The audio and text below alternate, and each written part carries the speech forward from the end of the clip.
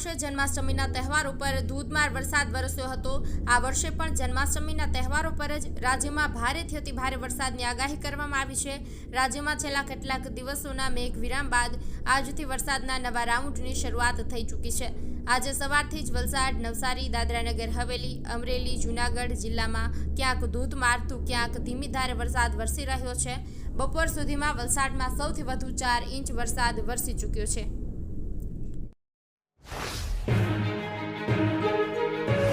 અમદાવાદમાં ગત મોડી રાતથી અકસ્માતના 3 અલગ અલગ બનાવ બન્યા છે, જેમાં એક રાજેન્દ્ર નામના યુવકનું મોત થયું છે। રિવરફ્રન્ટ પર ચાલતા જઈ રહેલા યુવકને બાઇક ચાલકે ટક્કર મારતા આ યુવકને ગંભીર ઇજાઓ પહોંચી હતી। હોસ્પિટલ ખસેડવામાં આવ્યો હતો। સારવાર દરમિયાન યુવકનું મોત થયું છે। વ્યાસવાડી પાસે પણ કાર ચાલકે રિક્ષાને અડફેટે લેતા રિક્ષા ચાલકને સારવાર માટે હોસ્પિટલ ખસેડ્યો છે। પાલડીમાં કાર ચાલકે 2 વ્હીલર ચાલકને ટક્કર મારતા તેને પણ હોસ્પિટલ ખસેડવામાં આવ્યો છે।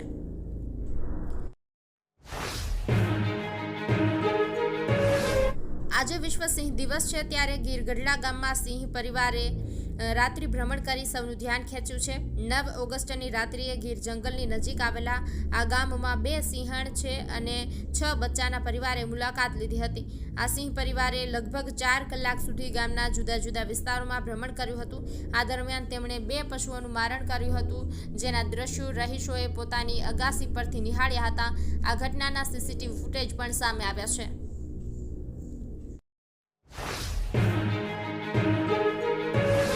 આજકાલ બાળકોમાં મોબાઈલની લત એક ગંભીર સમસ્યા બની ગઈ છે। બાળકો ઘણા કલાકો સુધી મોબાઈલ પર વિતાવે છે।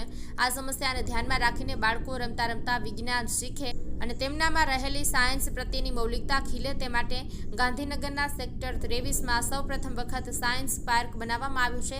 આ science park Nisarg community science centre દ્વારા Gujarat council on science and ટેકનોલોજીના આર્થિક સહયોગથી ઊભો કરવામાં આવ્યો છે। સાયન્સ પાર્કમાં centre of gravity, doll, infinity well, xylophone, yoyo model સહિતના 30 જેટલા સાયન્સના મોડેલ મૂકવામાં આવ્યા છે। આ ઉપરાંત સાયન્સની શોધ કયા વૈજ્ઞાનિકે કરી તેની માહિતી દર્શાવતું પ્લેટફોર્મ પણ બનાવવામાં આવ્યું છે। નવસારીના કમલમ કાર્યાલય ખાતે એક પેડ માં કે નામ અભિયાન અંતર્ગત વૃક્ષારોપણ કાર્યક્રમમાં કેન્દ્રીય જળશક્તિ મંત્રી CR પાટીલે પાર Tapi Narmada river link project અંગે મહત્વપૂર્ણ ખુલાસો કર્યો છે। CR પાટીલે કહ્યું કે લોકસભામાં પ્રોજેક્ટનો DPR મુકાયો નથી। કોંગ્રેસ આદિવાસીઓને ગેરમાર્ગે દોરી રહી છે, તો બીજી તરફ વાંસદના ધારાસભ્ય અનંત પટેલે કહ્યું કે અમને ભરોસો નથી, લેખિતમાં આપો।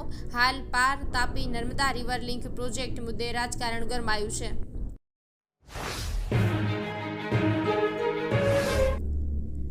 છોટાઉદેપુર ખાતે આજે વહેલી સવારે ધોધમાર વરસાદ વરસતા વાતાવરણમાં ઠંડક પ્રસરી ગઈ છે। સવારે લગભગ 6 વાગ્યાના અરસામાં અડધો કલાક સુધી ધોધમાર વરસાદ વરસ્યો છે। આ વરસાદને કારણે રસ્તાઓ પર પાણી ભરાયા હતા। વરસાદને પગલે નવજીવન પર અસર જોવા મળી હતી। ઉલ્લેખનીય છે કે છેલ્લા 3 દિવસથી સતત સવારના સમયે ધોધમાર વરસાદ વરસી રહ્યો છે। આ કારણે સવારમાં ઠંડક પ્રસરી જાય છે, પરંતુ આખો દિવસ ઉકળાટભર્યું વાતાવરણ બની રહે છે। છોટાઉદેપુર વિસ્તારમાં આ પ્રકારનો વરસાદી માહોલ ચાલુ રહેવાની સંભાવના છે। સ્થાનિક લોકોએ સવારના સમયે બહાર નીકળતી વખતે સાવચેતી રાખવાની જરૂર છે। હવામાન વિભાગ અનુસાર આવનારા દિવસોમાં પણ વરસાદી માહોલ જોવા મળી શકે છે।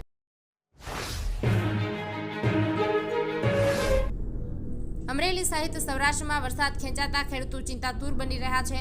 અમરેલી જિલ્લામાં છેલ્લા 25 દિવસથી વધુ સમયથી વરસાદ નથી પડ્યો।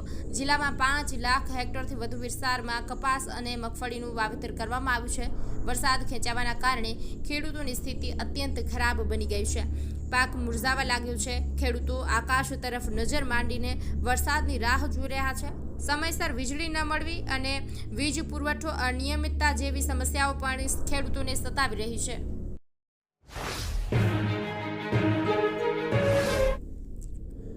મોડાસામાં શામળાજી બાયપાસ પર આવેલા માજુમ નદીના પુલ પરથી એક કાર નદીમાં ખાબકતા ગમખ્વાર અકસ્માત સર્જાયો હતો। આ અકસ્માતમાં કારમાં સવાર 3 યુવકના ઘટના સ્થળે જ મોત નીપજ્યા હતા, જ્યારે ઈજાગ્રસ્ત થયેલા શિક્ષકનું સારવાર દરમિયાન મોત થતાં કારમાં સવાર તમામ 4 વ્યક્તિઓમાં મોત નીપજ્યા હતા। આ કરુણ ઘટનાથી સમગ્ર પંથકમાં શોકનું મોજું ફરી વળ્યું છે।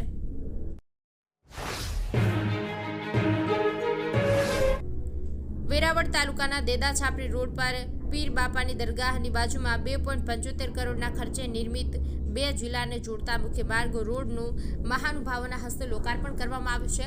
મુખ્યમંત્રી ગ્રામ સડક યોજના અંતર્ગત વેરાવળ તાલુકાના દેદા ગામથી માળિયા તાલુકાના અછિદ્રા ગામને જોડતા 3 કિલોમીટરના આરસીસી રોડના લોકાર્પણ કાર્યક્રમનું આયોજન કરવામાં આવ્યું હતું. આ કાર્યક્રમમાં મુખ્ય ઉદ્ઘાટક તરીકે પૂર્વ રાજ્યસભા સાંસદ ચુનીભાઈ ગોહિલે ઉપસ્થિત રહ્યા હતા. મુખ્ય મહેમાન તરીકે સોમનાથ વિધાનસભાના પૂર્વ ધારાસભ્ય રાજસિંહભાઈ જોટવા હાજર રહ્યા હતા. આ ઉપરાંત અન્ય પદાધિકારીઓ તેમજ માર્ગ અને મકાન વિભાગના અધિકારીઓ પણ કાર્યક્રમમાં ઉપસ્થિત રહ્યા હતા.